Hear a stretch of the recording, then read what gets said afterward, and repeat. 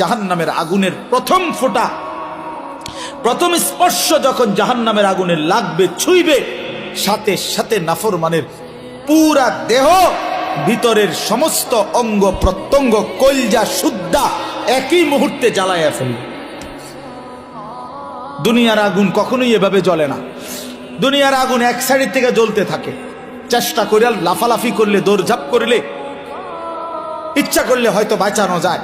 এটুকু পুড়ে গেছে, বাকিটা বাইচা গেছে, এটুকু পুড়া গেছে, বাকিটা বাইচা গেছে, আঙ্গুলগুলো পুড়া গেছে, বাকিটা বাইচা গেছে, ঠিক না? দুনিয়ার আগুন এরকম ধীরে ধীরে পড়ে, ধীরে ধীরে ধীরে ধীরে। কিন্তু আল্লাহর কসম, আল্লাহ কোরআনে বলছে, জাহান্নামের আগুন যখন প্রথম সেকেন্ড স্পর্শ করবে, কলজা সুদ্ধা ভেতর বাহির পুরাটা একসাথে প্রথম মুহূর্তেই জ্বালায় ফেলবে। লাভ দিবেন, দৌড়াবেন না। ইন্নাহা আলাইহিম মুসাদা ফি আমাদিম মুমাদ্দাদা।